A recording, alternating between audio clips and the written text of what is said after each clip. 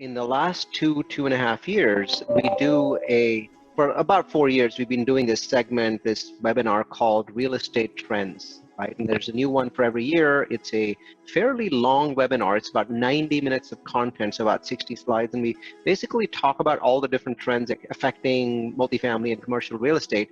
And increasingly over the last 3 years, we've seen industrial rise to the top. And if you think about it, industrial rising to the top should be no surprise to anybody. The United States, except for the coronavirus pandemic, usually grows at about 2%. Our economy grows at 2%. There's sectors in the US economy that typically grow at 3%, 4%, even 5%. The only sector that grows much faster than the economy has always been e-commerce, right? That's why you notice that Amazon doubles year over year, that sort of thing. Yeah, e-commerce typically grows between 10 and 15% a year. So if you look at the US economy at 2%, e-commerce is either 5 or 7 or 8 times faster than the US economy. Any sector that is inherently connected with e-commerce is also going to grow faster than the US economy. And the industrial sector is connected to e-commerce because of warehousing, because of logistics, because of basically all of the transportation elements that go with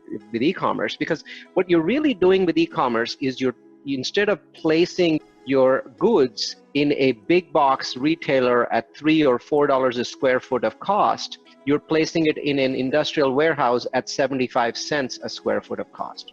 You're saving that 4x, 5x, and passing that on to the consumers. Amazon certainly does that. They just came out with their results, 89 billion in revenue for this quarter, and only about 4 to 5 billion in profits. So essentially, they're just keeping a 5% margin and pushing the rest out to the consumers. And that's why we've seen Amazon beat everyone else on cost. That was pre-pandemic. So pre-pandemic, e-commerce was growing at 5 to 7 times the US economy. Now let's talk about what happened in the last 4 to 5 months. So we just got a report that between June 2019 and May 2020, okay, so that's 12 months, the e-commerce world grew at 77% year over year. So that's roughly 40 times the speed of the US economy.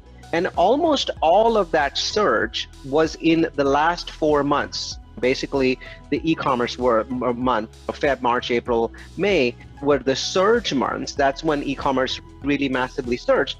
There's some people that are thinking, no, people are going to go back to the old ways. I'm not in that group. I'm in the group of people that the extraordinary convenience of e-commerce, right? When let's say you sign up for Amazon and you weren't signed up before, now you've got like dozens of items that are in your orders list. You can go tap and click buy again, or you can use subscription services and pay even less. That's a very addictive thing. It's very difficult to go back to, let's go to Walmart to just pick up a toilet roll. I believe that this surge is permanent. We have not yet seen e-commerce in the last 20 years have a year where it didn't grow massively from the previous year. So it's been a continuous, rapid, faster than US growth. And the industrial sector has benefited as a result. In fact, at the beginning of the year when I did the Trends webinar, this is pre-COVID, and I'm saying, look, I'm a multifamily guy, I don't have any industrial assets, but I can tell you that industrial is a better asset class than multifamily today. I said this bluntly in Jan, and I said, look, because nothing else, multifamily is not growing at 15% a year. Multifamily grows at 3 or 4% a year. We feel really happy about it. E-commerce grows at 15% a year. But now in the last 4 months, Allen, we've had 77% growth. So if it's 15% a year, that means that 5 years of e-commerce growth occurred in 4 months, 5 years worth. But in the last 4 months, we didn't build any warehouses. Most of the US was shut down. Construction activity was massively slowed. We didn't build any warehousing. So all of a sudden, you need billions more square feet of warehouse that doesn't exist. You need logistics, you need trucks. All that stuff doesn't exist yet. In the last 4 months, we made it work. It was pandemic time. People worked 24 hours a day. Truckers work crazy hours. And we somehow made it work. But in the long run, we are going to need more space. The second reason why industrial is so phenomenally powerful is that the United States has been, for the last 20 years, has been a just-in-time or JIT economy. We're the world's leading JIT economy. What this means is we have 4 days of food. We have 4 days of Purell. We have 4 days of toilet paper, right? That's the total amount of stock that the United States has, because the US is supplied by thousands of cargo ships every day. So we never really needed more than 4 days worth. So it really never made sense to have more than 4 days worth of storage, except now we realize that that was a really bad idea. So at this point, we're going to go from a 4-day economy to a 10-day or a 15-day economy, because local mandates, state mandates, and federal mandates are going to be, we're not going to make this mistake again. We need more supplies. We need everything from PPE to Purell. We need more water. We need more food. This pandemic really changed things, right? Mentally changed how we operate. And so I'm not saying we're not going to be a just-in-time country, but I don't think we're going to be a 4-day just-in-time country. I think it might be 6, I think it might be 10. Once again, billions of square feet of storage spaces is required. So you look at all of those pieces, right? And then you look at this phenomenon of populist politicians saying, we need to bring our supply chains back. We can't be basically this overly dependent on China, who we might get into a shooting war with in the next 5 years. And that's a populist chant that I'm not so sure that's a good idea to do. Who listens to me? Bottom line is, politicians can get elected by saying, I'm going to bring our supply chains back home. So even if 5% of the US supply chains come back home, that's billions of square feet of industrial. So I'm looking at this going, before COVID, it was already the investor's darling. It was number one in the US, but in pretty much any trends document that you could see. And in the last 4 months, it just becomes number 1 through number 5. It's phenomenal. So we've been looking at it for a long time, trying to get into the asset class, failing over and over again, projects that didn't pencil out. And we finally got lucky and we did a project. We released it on Wednesday. We shared this information, this thought process with investors. It was a large raise, $6.4 million. Wow. Today is Friday, so 48 hours after our webinar, we're fully subscribed and we have people on hold. So I think folks get it. The management team had bought land about 2 years ago, and I was luckily bought into the management team about 7 or 8 months ago. And so they had already spent $1 million. They'd already fought the city. They had built a secondary access. Secondary access means a second road coming into the area, into that land. They done all of that stuff. They've submitted plans to the city. So it's completely shovel ready. It's going to break ground in 5 or 6 weeks. So also, industrial is unique in that, unlike multifamily new construction, you can use tilt-up for tilt-up concrete. Mm-hmm. So what they do is basically they lay down forms on the floor and they allow them to cure for about 2 weeks. And then they use a crane and they just simply tilt them up. And those forms already have pre-built windows and doors. Everything's cut into them. And so you can build an industrial building in 9 months, where with an apartment complex, it probably would take 18 months, 20 months to build it. So it's a much faster build. You usually get cash flow in year 2 in industrial. We've never forecast cash flow in year 2 in multifamily. It's not even possible. So we usually forecast cash flow on apartments after 30 months, whereas on industrial, we can forecast it after 12 to 14 months. So it's a very different class. And there's downsides too. Industrial, the big downside is you can build it very fast, so it can get saturated very quickly. Industrial vacancy is extremely low. It's in the 3 to 4% range nationwide, hasn't dropped at all. The vacancy hasn't increased since COVID. So if there is a warehouse that at this point is abandoned or is empty, then I would say that it's out of the path of progress. The key thing with warehousing is you can't build it anywhere. You need to be close to places like an Amazon headquarters or an Amazon fulfillment center, which is probably like 2 million square feet, and there's probably 60 or 70 businesses around it that are serving it. You need to be very close to freeways, trucking access. All of that matters a lot. So if there's, like Oakland, for example, there's lots of abandoned warehouses. In my mind, those warehouses are probably not appropriate for industrial conversion, but they're definitely appropriate for conversion into lofts. We've seen a lot of people take industrial space and do 12-foot ceiling lofts with exposed piping. Those look beautiful. Once you're done rehabbing them, they're gorgeous. And you got concrete walls, so there's no sound issues. I think that's a real play. I think that's what people should be doing. And obviously it's a risky play during a pandemic, but I'm not sure that those warehouses, basically, they're just out of the path of progress. The manufacturing has moved away.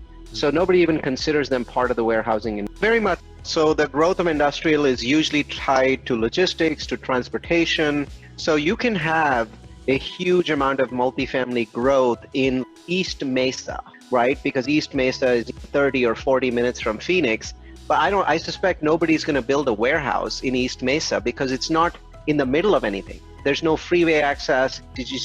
There's not a lot of construction. There's not a lot of logistics. What are you going to store there? It's a suburb. So I do think that industrial and multifamily have completely different paths, though sometimes they converge. So, right, there's going to be people want to live near freeways for multifamily, and industrial developers, we look for freeway access and we look for freeway crossings. So usually industrial is going to work well where two freeways cross, and not local freeways. Like in the Bay Area, you wouldn't look at 580. If you're near Freeway 5 or 1, that's a huge advantage because your truck can get on and boom, you can be shooting down the interstate. And so those kinds of things matter a lot. So yeah, different paths of progress, but they're similar in that we do want to invest in industrials in areas that have high population growth and high income growth. Because most of the growth in industrial at this point is not coming from manufacturing, it's coming from e-commerce. So we need consumers with disposable income that are in our area, because somehow or the other, they're going to basically influence our warehousing space. It may not be my warehouse that has e-commerce information, e-commerce goods. But if like around me, there are 20 warehouses and 10 of them are eaten up by e-commerce, that's going to drive up the rent and I'm going to benefit from it. So there's definitely going to be benefit. So in that sense, we are looking for the path of progress. But within the path of progress, we're more sensitive to rail connections and road connections. I've been telling people this. If you look at our trends presentation for 18, 19. For 2016 and 2017, we picked Provo, Utah as our top city to invest in the US. For 2018 and 2019, we picked Boise, Idaho.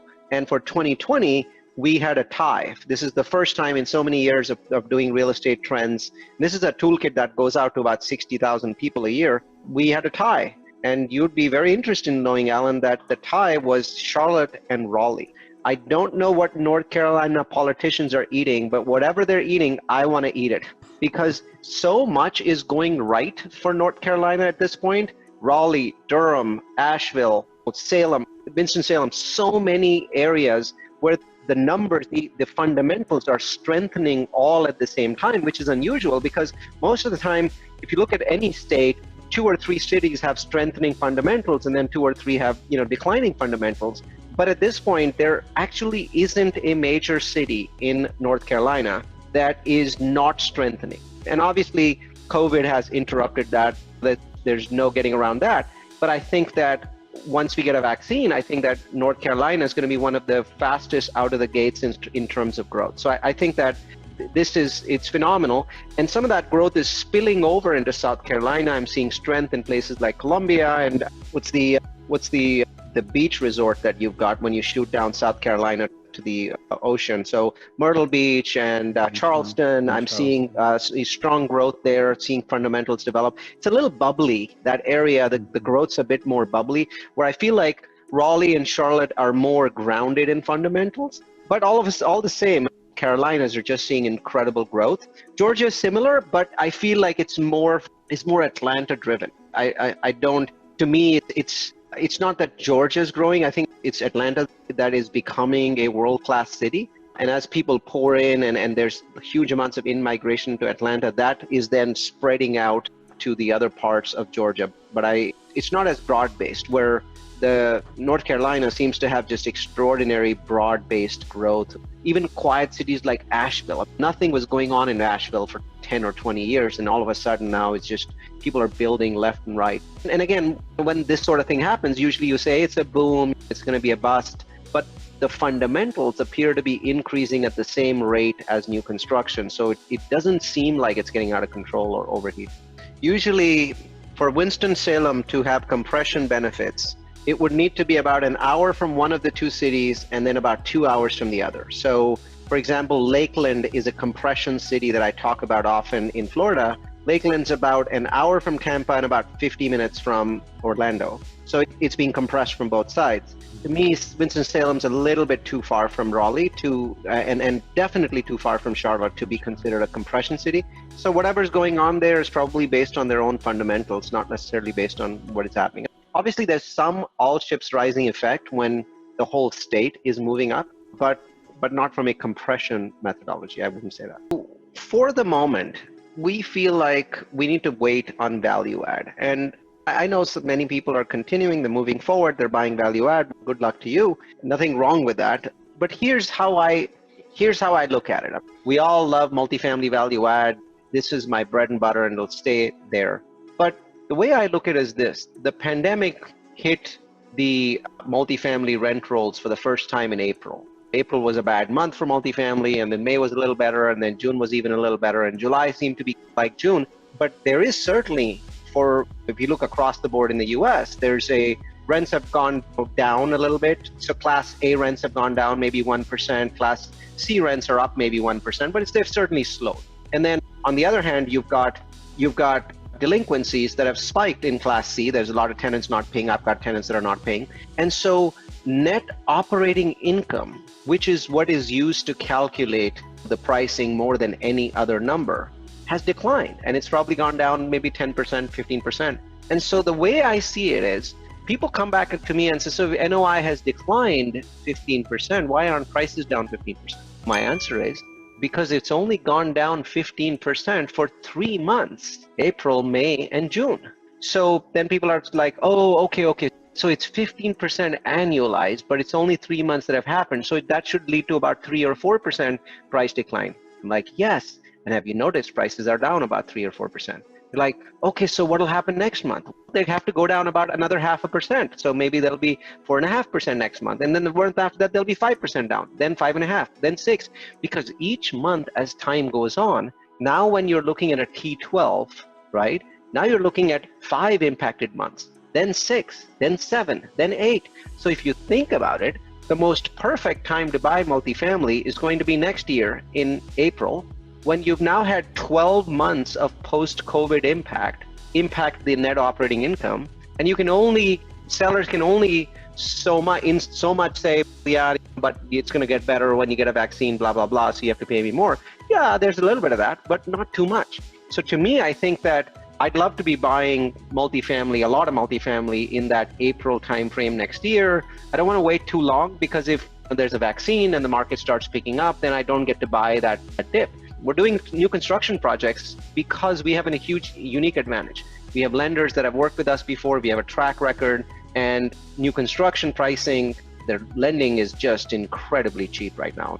We're actually getting quoted 4% for new construction loans on $20 million loans. It's bizarrely good. Plus, I get to skip a year. I get to skip this whole crazy year and come out on the other side, the post-vaccine side of this, which in my mind, the economic condition would certainly look better. It may not look like Feb. I certainly don't expect that to happen for several years. But I think that a year from now, the economic conditions do look better than today. People are going back out. They have that mental feeling of freedom again, and tourism starts, international tourism starts. I think it looks better.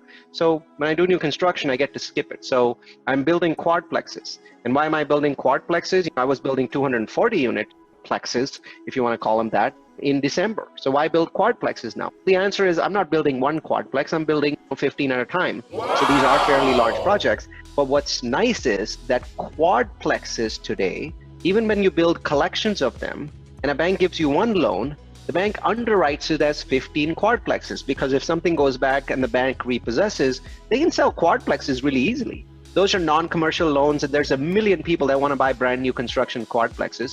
So the bank is very easy with loans. Oh yeah, these are quadplexes. It doesn't matter. We can sell them if something goes back. But no bank wants to hold a 240 unit construction project if it's empty. A quadplex only has 4 tenants. How difficult can it be to lease it out for a bank? So basically what I'm doing is I'm pivoting to something that makes more sense to banks in a pandemic and building those. You look at me, I'm an experimenter that's saying, how can I cheat? How can I cheat? How can I cheat? Right? Can I use numbers to cheat? Can I use, when I mean cheat, it's not do something that's unethical, but doing finding a shortcut to something, right? Figuring out, like for example, right now, the real focus system that I invented 5 years ago, about 40, 50,000 people are using it. It pointed to a bunch of cities. And I can tell you, post-pandemic, my cities are doing great. The Salt Lake City project, we've been looking at it for 7 months. It's actually north of Salt Lake City, so it's about 10 minutes north of Salt Lake City. That county, Davis County, has 4.7% unemployment post-COVID. So it's phenomenal to see how they haven't been affected by this. They've had one death a month in that county. So very little impact. And so we love the fact that our data has pointed us in the right direction. Mesa, Arizona has the second highest rent growth in the United States post-COVID. So my 240 unit, its financing is not affected. Data, analytics, I talk about systems to manage your properties. I also talk about use of virtual assistants to 10x your business. All of these are available and it's really simple. I happen to be the only Neal Bawa on the internet. So if you type in Neal and then the last name Bawa, B-A-W-A, and just hit enter in Google, you'll find several hundred podcasts and conference sessions where I'm teaching in a conference.